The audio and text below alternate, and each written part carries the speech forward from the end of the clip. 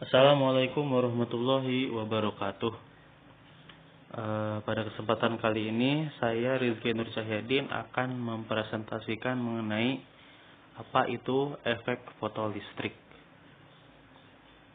Efek fotolistrik biasanya kita pelajari di fisika inti. Fotolistrik adalah pengeluaran elektron dari suatu permukaan, biasanya logam, ketika dikenai dan menyerap radiasi elektromagnetik seperti cahaya tampak dan radiasi ultraviolet yang berada di atas frekuensi ambang tergantung pada jenis permukaan logam tersebut. Jadi pengertian fotolistrik adalah seperti itu, yaitu pengeluaran elektron dari suatu permukaan logam yang disebabkan oleh pencahayaan radiasi elektromagnetik yang dimana pencahayaan tersebut berada di atas frekuensi ambang dari logam yang tadi dikenai pencahayaan.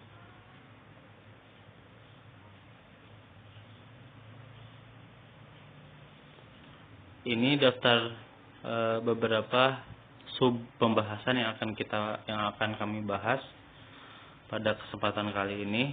Akan dibahas mengenai mekanisme emisi, deskripsi matematikanya, terus 3 langkah model, potensial penghenti, dan sejarah bagaimana fotolistrik ini ditemukan.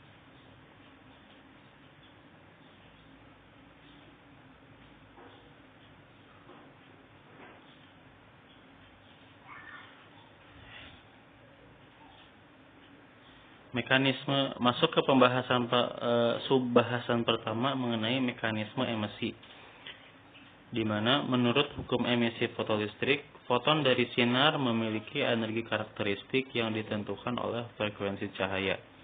Dalam proses photoemission, jika elektron dalam beberapa bahan menyerap energi dari suatu foton dan dengan demikian memiliki lebih banyak energi daripada fungsi kerja dari materi tersebut, lalu dikeluarkan. Jika energi foton terlalu rendah, maka elektron tidak bisa keluar dari materi. Peningkatan intensitas sinar meningkatkan jumlah foton dalam berkas cahaya, dan dengan demikian meningkatkan jumlah elektron, tetapi tidak meningkatkan energi setiap elektron yang dimiliki. Energi dari elektron yang dipancarkan tidak tergantung pada intensitas cahaya yang masuk, tetapi hanya pada energi atau frekuensi foton individual.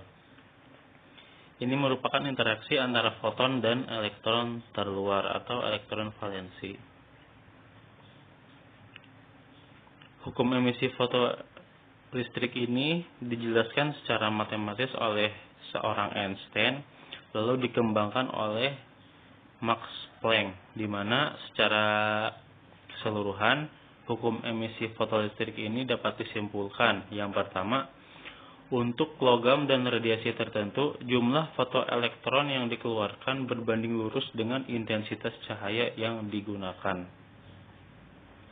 Jadi, semakin besar intensitas cahaya yang digunakan, maka jumlah fotoelektron pun yang dikeluarkan akan semakin banyak, seperti itu. Terus yang kedua, untuk logam tertentu terdapat frekuensi minimum radiasi. Di bawah frekuensi ini, fotoelektron tidak bisa dipancarkan. Jadi fotoelektron tidak bisa dipancarkan ketika suatu logam memiliki frekuensi minimum radiasi. Jadi di bawah frekuensi minimum radiasi tersebut, fotoelektron tidak bisa dipancarkan. Yang ketiga, di atas frekuensi tersebut, energi kinetik yang dipancarkan fotoelektron tidak bergantung pada intensitas cahaya, namun bergantung pada frekuensi cahaya. Selanjutnya yang keempat, perbedaan waktu dari radiasi dan pemancar fotoelektron sangatlah kecil, kurang dari 10⁻⁹ detik. Jadi sangat cepat sekali. Selanjutnya mengenai potensial penghenti, di mana hubungan antara arus dan tegangan diterapkan menggambarkan sifat efek fotolistrik. Sebagai bahan diskusi, sumber cahaya menerangi P piring dan lain elektroda plat Q, mengumpulkan setiap elektron yang dipancarkan, bervariasi potensial antara P dan Q, dan mengukur arus yang mengalir dalam sirkuit eksternal antara dua lempeng. Jika frekuensi dan intensitas radiasi insiden adalah tetap, maka arus fotolistrik meningkat secara bertahap, dengan peningkatan potensi positif sampai semua fotoelektron yang dipancarkan dikumpulkan. Arus fotolistrik mencapai nilai saturasi dan tidak meningkatkan lebih lanjut untuk peningkatan potensi positif. Arus saturasi tergantung pada intensitas pencahayaan, namun tidak panjang gelombang.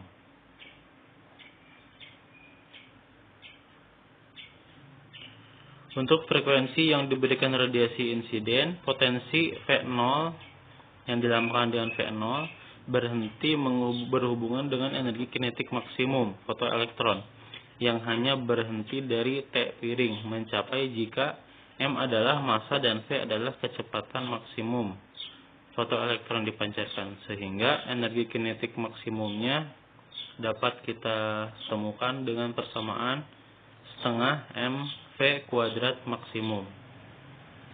Jika E adalah muatan pada elektron dan V0 adalah potensial penahan, maka pekerjaan yang dilakukan oleh potensi perlambatan dalam menghentikan elektron adalah sama dengan muatan dikali potensial penahan, yang memberikan sehingga setengah mv kuadrat maksimum sama dengan muatan dikali V0.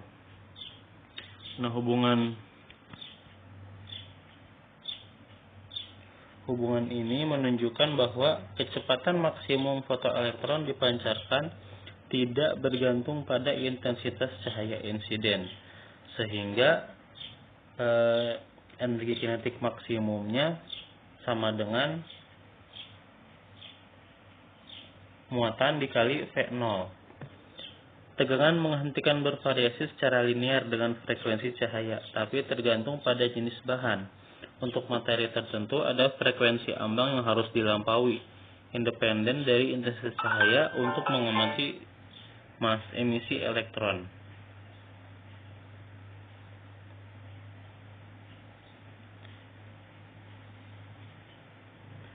Energi kinetik maksimum atau Kmax dari sebuah elektron yang dikeluarkan dituliskan sebagai berikut. Kmax sama dengan konstanta Planck dikali dengan frekuensi foton dikurangi fungsi kerja, atau kadang dilambangkan dengan W, yang memberikan energi minimum yang diperlukan untuk memindahkan elektron terdelokalisasi dari permukaan logam. Sehingga fungsi kerja itu dapat kita cari nilainya dengan persamaan H dikali F0, di mana F0 adalah frekuensi ambang batas untuk logam. Maksimum energi kinetik dari sebuah elektron dikeluarkan, kemudian energi kinetik maksimum adalah H dalam kurung F dikurangi F0. Energi kinetik adalah positif, jadi kita harus memiliki F yang lebih besar dari F0 untuk efek fotolistrik terjadi.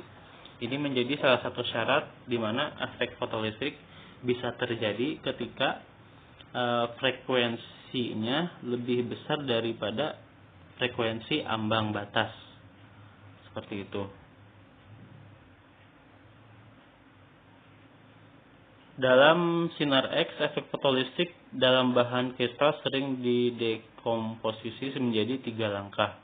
Yang pertama, inner efek fotolistrik.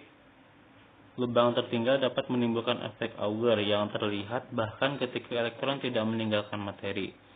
Dalam padatan molekul, foton sangat antusias dalam langkah ini dapat terlihat sebagai garis dalam energi elektron akhir. Yang kedua,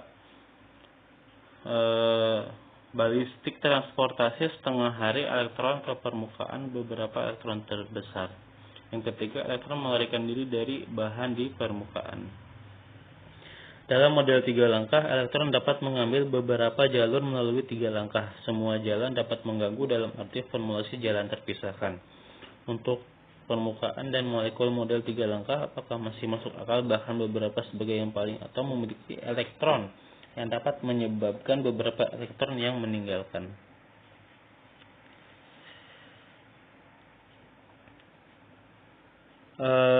Jadi sejarah efek fotolistrik ini berawal dari ditemukannya elektron oleh seorang J.J. Thomson. Pada tahun 1899, Joseph John Thomson meneliti cahaya ultraviolet dalam tabung sinar katoda yang dipengaruhi oleh kerja James Clerk Maxwell. Thomson menyimpulkan bahwa sinar katoda terdiri atas partikel-partikel bermuatan negatif yang dia sebut dengan istilah corpuscles atau elektron. Dalam penelitian tersebut, Thomson menempatkan plat logam yaitu katoda dalam tabung hampa dan menyinarinya dengan radiasi frekuensi tinggi.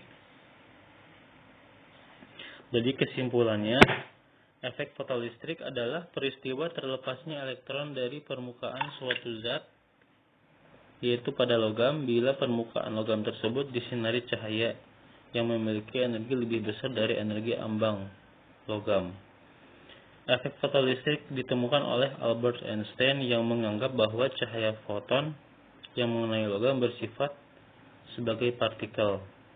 Energi kinetik fotoelektron yang terlepas dirumuskan dengan Hf dikurangi Hf0.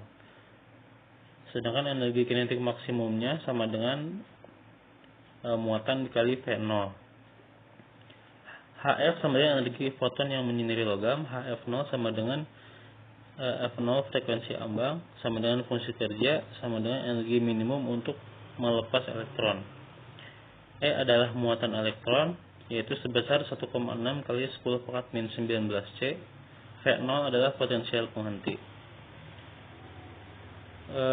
Seperti kita ketahui bahwa fotolistrik adalah proses pelepasan elektron ketika logam disinari. Ada pula proses kebalikan dari fotolistrik adalah proses pembentukan sinar X, yaitu proses perubahan energi kinetik elektron yang bergerak menjadi gelombang elektromagnetik. Disebut juga proses Bremsstrahlung.